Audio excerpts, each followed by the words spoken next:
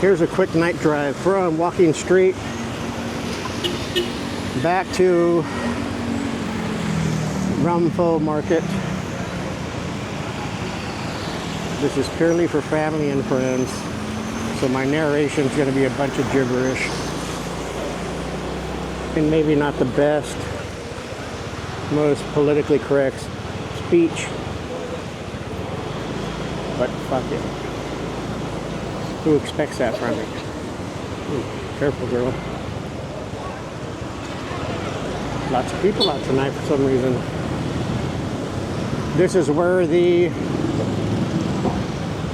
bot buses station themselves, get filled, and then head over to Jomtien, which is where we're headed. The difference between Jomtien and Pattaya is like living in Woodbridge or Lodi. We live in Woodbridge, the equivalent of it, Jomtien. And Pattaya would be Lodi, but more like the Tenderloin district in San Francisco. And the girl behind the wheel is my girl. She's like a Formula One driver. Even though she has 250 fucking pounds on the back of this bike, she can handle it pretty well. This is India Town once again, as I mentioned earlier. This guy pushes his bike around and he wants to sell it for $1 million baht. I don't think it runs, but it's the last thing he has on earth.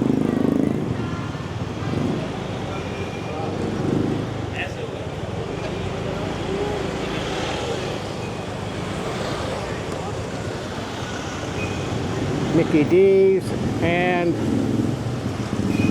Tikka Masala, all right next to each other.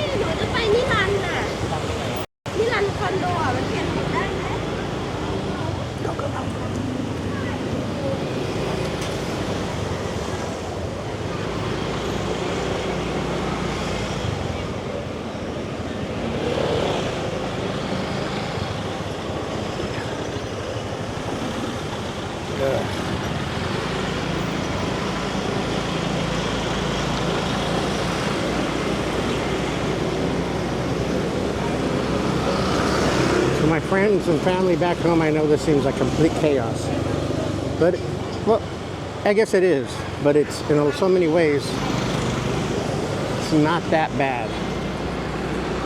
It's like flowing water. There's a bit of a natural flow to it.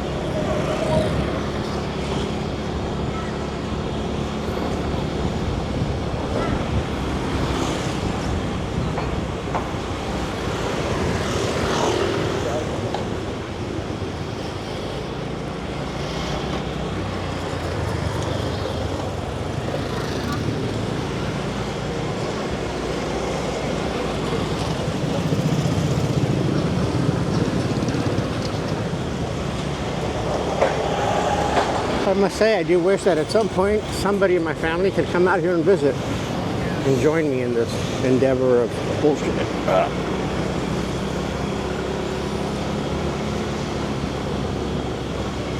Instead of vacationing at some resort where you never know what goddamn country you're in, come out and take a real trip amongst the people,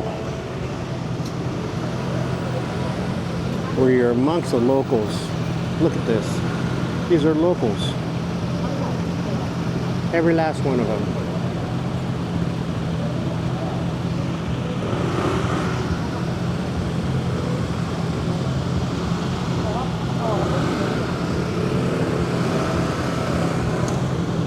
That there's a local chick.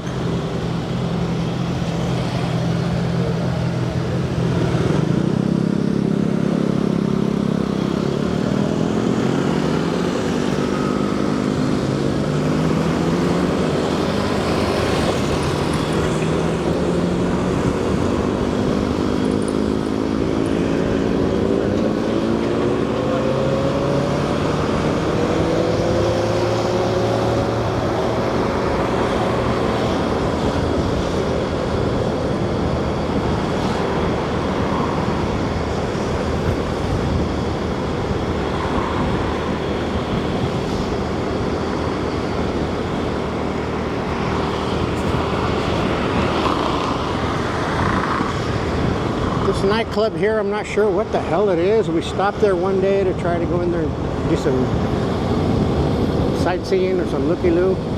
And it wasn't open yet. It was already like 10 o'clock. They said it was going to open like half hour later. So who knows what's going on there. But it seems like a very modern new place.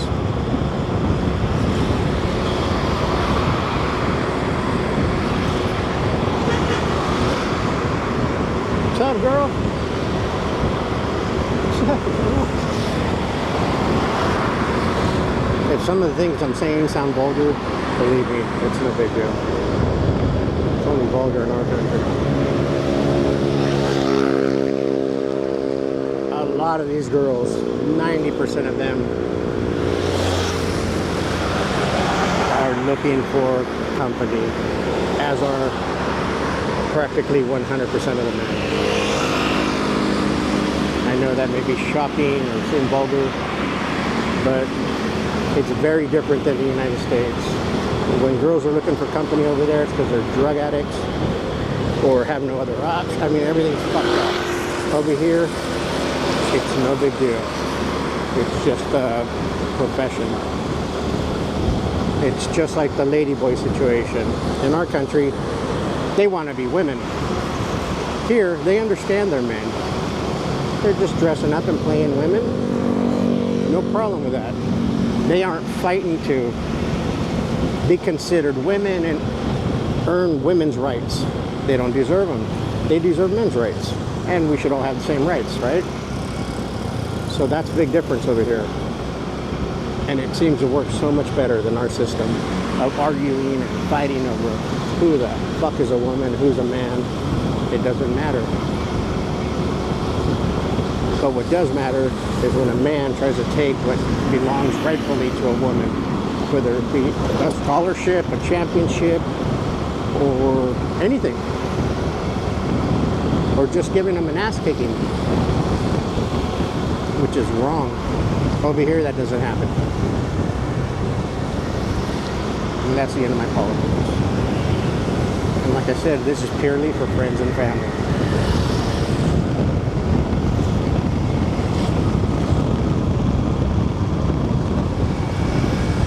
It's a beautiful evening. It just poured like a son of a bitch. Now we are cruising the night and headed home, but we're going to make one more pit stop before we go home, just to maybe show a little bit more on the videos. But I'm tired. And I've got cable television now. I've got better things to do.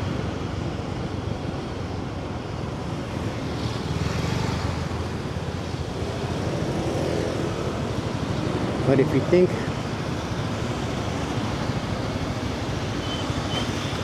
about it, look at all of these white fellas.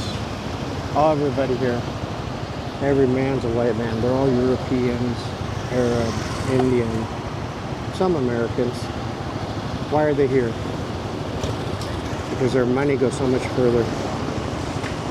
And because the ladies here take care of them the way they feel they should. Don't think that these white guys never had a wife before in their own country, or that they didn't know how to hook up a girl. The problem is, they were divorced and taken for everything they had, and what little they got left, they decided to make it stretch and give them a better life here.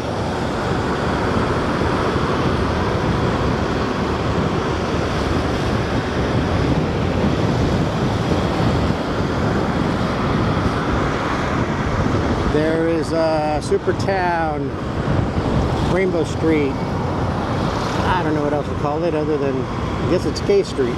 That's the little gay neighborhood. It's really nice. There's a lot of bars. There's a Mexican restaurant. Authentic. Well, as authentic as you can get. And a little bar called the Cockatoo, which we frequent just as far as when we go out for our evening walk, because they have a canopy to keep us out of the sun. And not just that, they're nice people.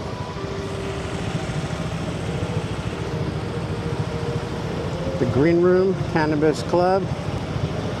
Over there where you see that guitar, we do a lot of dancing there.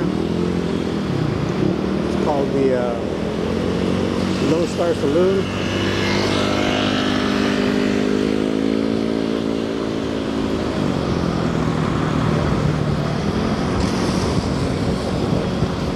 And I can dance and my girl can follow, so you can't beat that.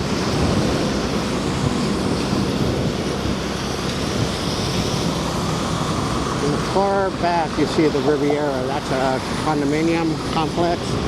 Huge. The Copacabana, the Aqua, past that, which is where we live. And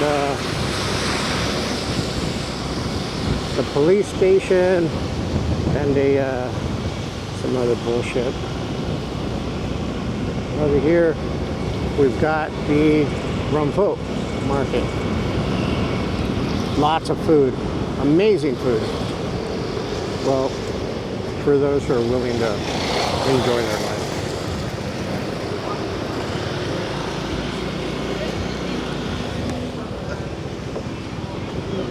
These guys are motorcycle taxis. This is a bar complex. Every one of these is a different bar. Every one of them has their different clientele. And it's usually just like an ethnic thing. See the flags? You don't see Thai flags, you see Norwegians or Germans or what's up, girl? Or you see the Brits. You never see American flags. We don't make it this far, honestly. And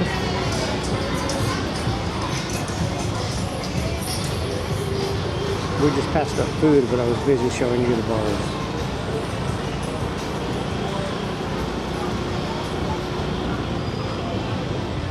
This over here seems to be a lady bar, a ladyboy bar, but it's a fun place.